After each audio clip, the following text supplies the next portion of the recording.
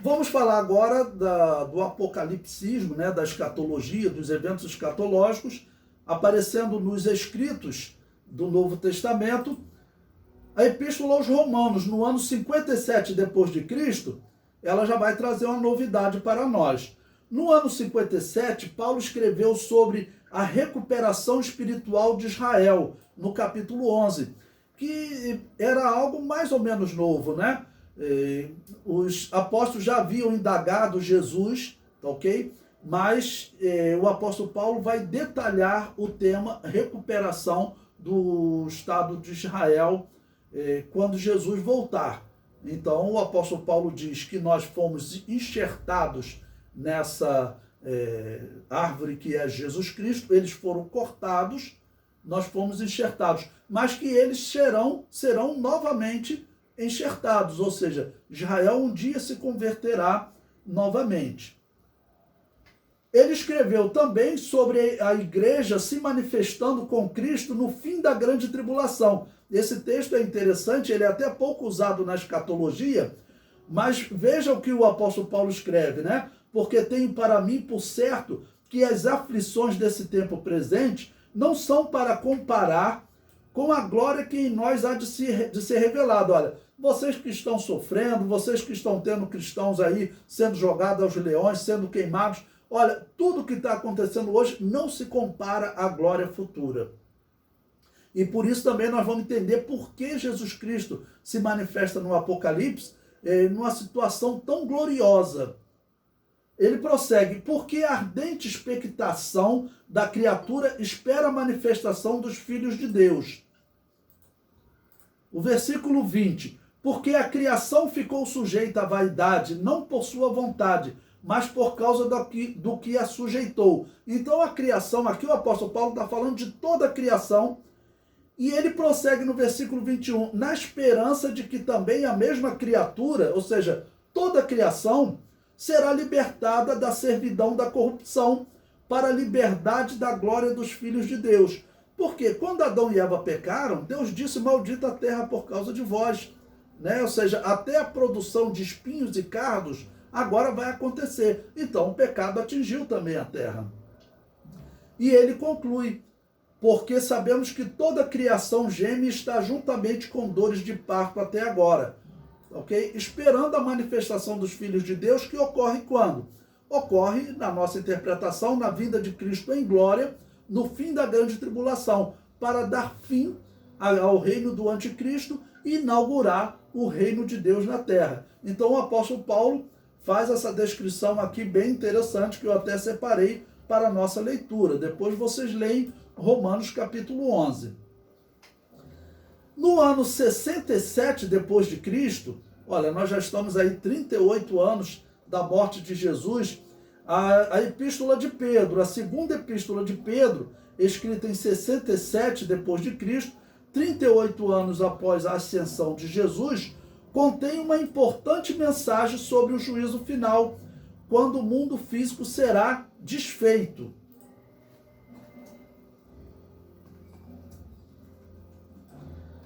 Veja o que diz.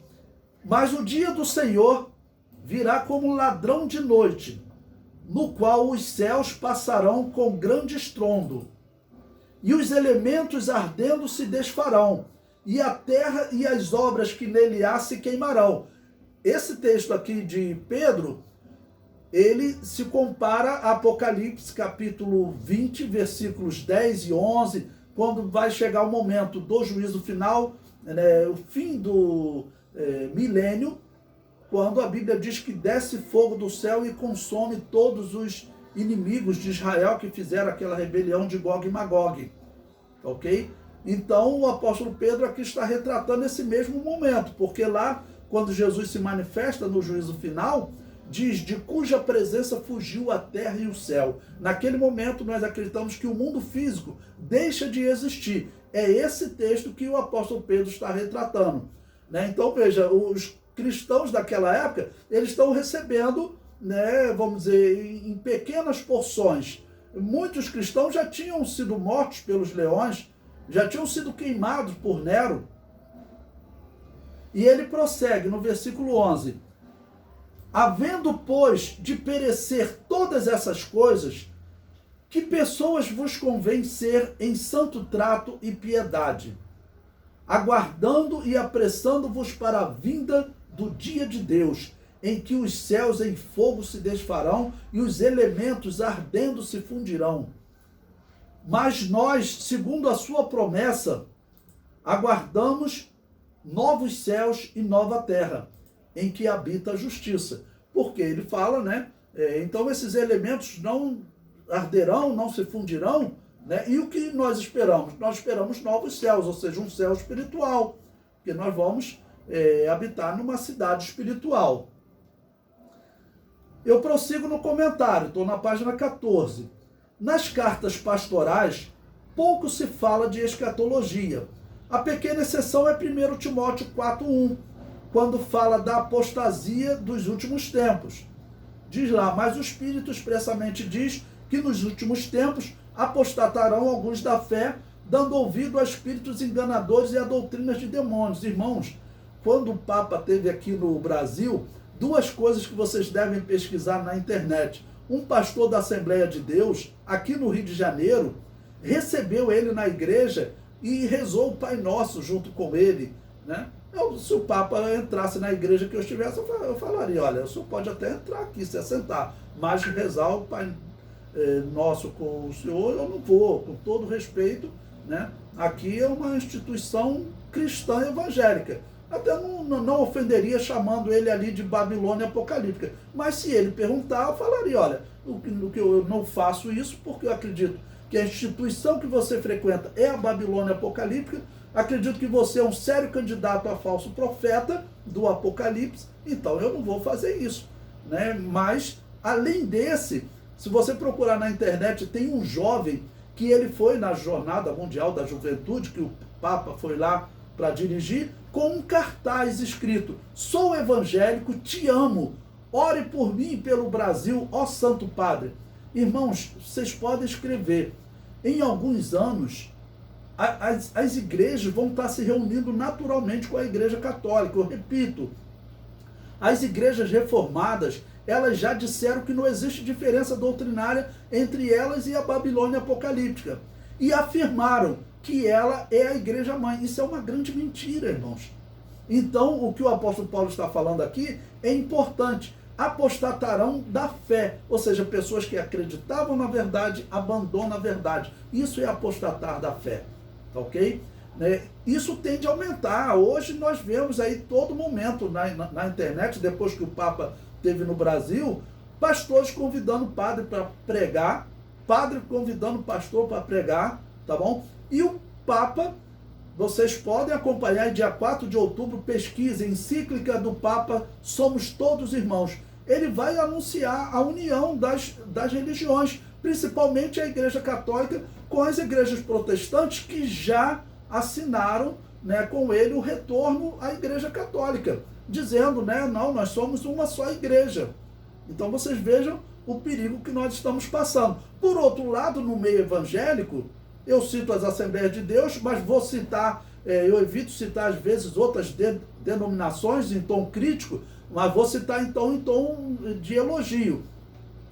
Um professor do Seminário Batista do Sul, ele me falou que o Seminário Batista do Sul estava controlado pelos liberais teológicos. Ele ainda me falou, Levi, saíram umas 5 gerações de formando, umas 5 gerações de pastores, que é uma geração perdida, que eles não acreditam mais na Bíblia. Até que entrou um reitor lá que expulsou todos os liberais, né? E tem que fazer isso, né? Alguém tem que fazer isso lá na FAECAD. A FAECAD hoje, qualquer um cristão, pastor, o que o senhor acha de eu estudar? Não vá, porque virou uma instituição liberal, né? Estão defendendo o liberalismo teológico. Aluno que sai da FAECAD, às vezes que entra em debate comigo, né, em algum lugar, ele fala que ele não acredita que o Apocalipse é um livro inspirado. E teve outro, quando eu gravei aquele estudo A Besta, os Estados Unidos e o Anticristo, ele falou, pastor, eu vou ouvir o seu estudo e depois eu vou lhe mostrar que essa interpretação do arrebatamento está errada. Eu falei, tudo bem, eu vou esperar. Isso já tem uns 6 meses, né? Tomara que o coronavírus não tenha pegado ele. Eu tenho uns 6 meses, até hoje ele não me respondeu, porque existem pontos ali que eu considero irrefutáveis, né? Eu continuo aguardando. Número 1.10, a Epístola de João. Veja, agora nós já vamos chegar no evangelista João, próximo do Apocalipse. Ele escreve as epístolas. Olha, o evangelista João havia escrito o seu evangelho no ano 90 depois de Cristo, cerca de 5 anos antes do Apocalipse, tá bom? O evangelho de João, melhor dizendo, ele não traz aquele sermão profético de Jesus. Parece até que João já estava preparando, não. A revelação final vai vir no Apocalipse, vai ser como a continuação do meu evangelho. O evangelho de João fala pouco de escatologia. Natural, visto que 3 evangelistas já haviam relatado o sermão profético.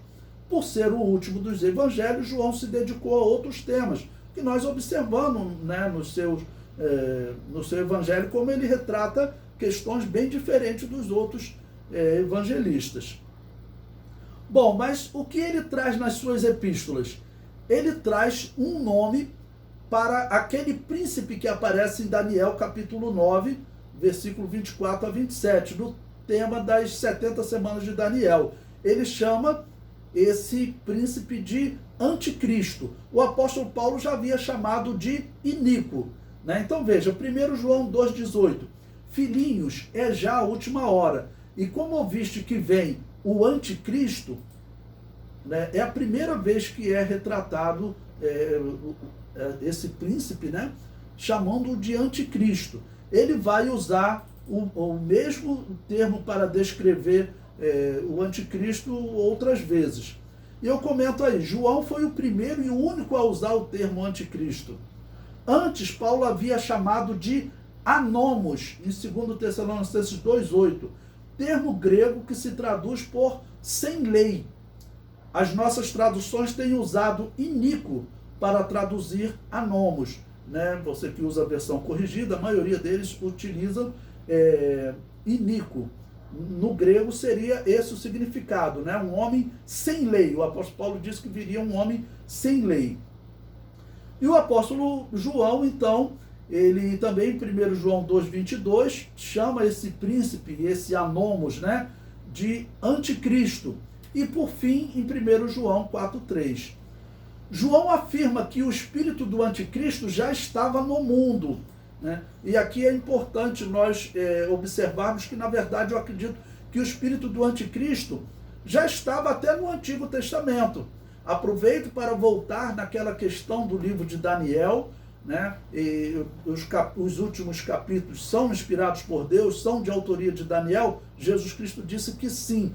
Mas um ponto que vocês verão é principalmente Daniel capítulo 8, né, capítulo 9, quando ele fala desse príncipe que vai interromper o culto no templo, ele cita um homem que viveu cerca de 200 anos antes de Cristo, um homem chamado Antíoco Epifânio, que esse homem ele ordenou que fosse sacrificado uma porca no templo e espalhasse o sangue no templo. Isso causou, né, uma interrupção no culto.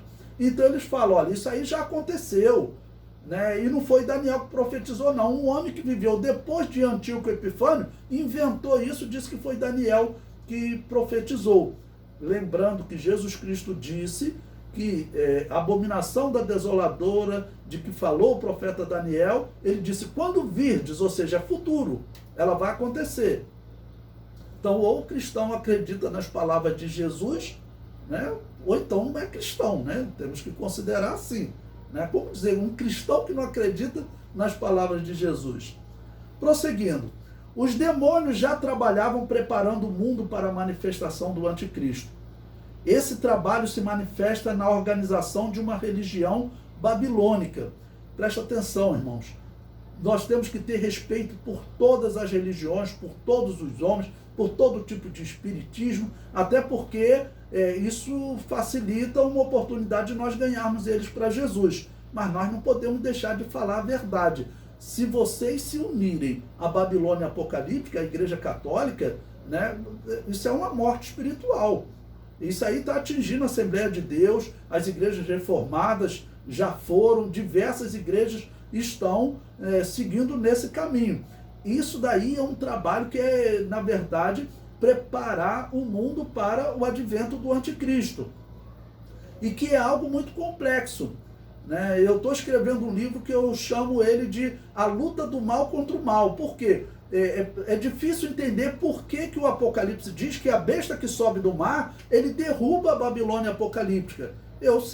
A explicação básica é que o anticristo não vai querer que essa instituição, que mesmo de forma deturpada, ela fale de Jesus. Por isso que o anticristo vai derrubá-la. Mas a organização dessa religião babilônica aconteceu por quê?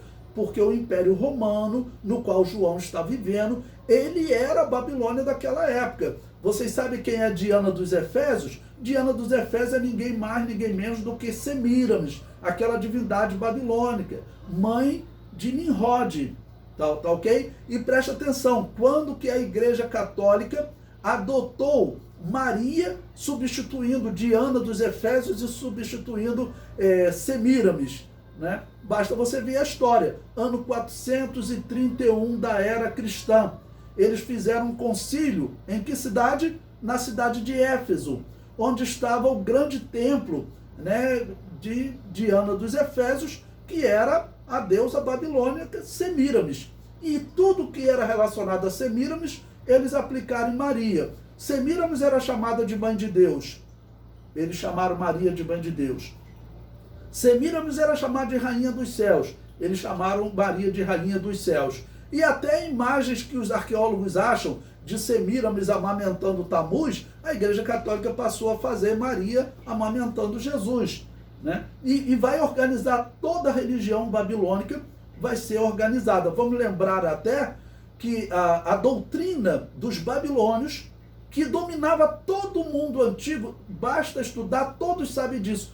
Todos os povos pagãos pregavam que os deuses determinavam o futuro dos homens. Todos os povos pagãos, sem exceção, os romanos, os gregos, os cananeus, egípcios, os celtas, o pior tipo de espiritismo que existe, que são os vikings, né? Depois chamados vikings, os indianos, né?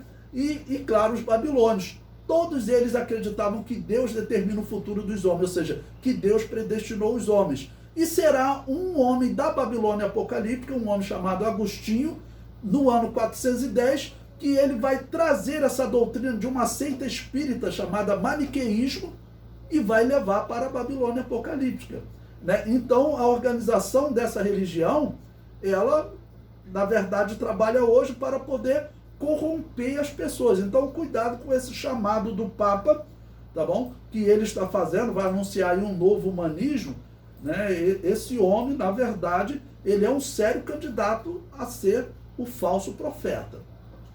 Prosseguindo, a leitura diz, nessa religião babilônica que dominava o mundo romano, que mais tarde será organizado com personagens cristãos na instituição político-religiosa chamada Igreja Católica Apostólica Romana, tá bom? Ela tem um trabalho nesses últimos dias de atrair as igrejas cristãs para se corromperem, né, e se filiarem a essa instituição que, na verdade, não é uma igreja cristã, tá bom? Hoje, se você tenta evangelizar um judeu, o judeu olha, não, vocês cristãos são idólatras e vocês perseguiram e mataram. Eu recomendo a vocês, depois eu vou colocar um link também lá no grupo, de um curso de história da igreja, que o indivíduo ele começa o curso de história da igreja fazendo a citação de um líder, que ele fala o seguinte: não existe nada que envergonhou mais a Deus da história do que o seu povo, a igreja cristã. Olha que absurdo. Por que ele fala isso? Porque ele chama de igreja cristã e igreja católica, irmãos. Então não caiam nesse erro, porque vocês estão prejudicando o cristianismo. Segundo João, capítulo 1, versículo 7, ele diz: porque já muitos enganadores entraram no mundo, os quais não confessam que Jesus Cristo veio em carne. Esse tal é o enganador, o anticristo. E é interessante também, falando de escatologia, porque em 1 João 2,18, ele fala da última hora, é já a última hora, né? A última hora, vocês lembram daquela parábola de Jesus, aos trabalhadores da 1/10 hora, Porque 1/10 hora é a hora 11. Hora 11 para os judeus era a última hora do dia, tá ok? Porque o dia para os judeus, a parte clara, começava às 6 horas da manhã, terminava às 6 horas da tarde, quando começava a noite. Então a última hora era a 1/10 hora, a hora 17. Ela tem um significado especial para os judeus e também para nós, né? Em 1 João 2,28, ele diz: e agora, filhinhos, permanecei nele, para que quando ele se manifestar, tenhamos confiança e não sejamos confundidos por ele na sua vinda, né? Ou seja, terão pessoas sendo confundidas. E ele fala também da semelhança do nosso corpo com Jesus Cristo. Em 1 João 3,2, amados, agora somos filhos de Deus, e ainda não é manifesto o que havemos de ser, mas sabemos que quando ele se manifestar, seremos semelhantes a ele, porque assim como é, o veremos. O apóstolo Paulo, principalmente em 1 Coríntios 15, ele falou muito sobre a ressurreição e falou, né, sobre esse novo corpo que nós receberemos. E por fim, João fala em 1 João 5,11, e o testemunho é esse, que Deus nos deu a vida eterna, e esta vida está em seu Filho.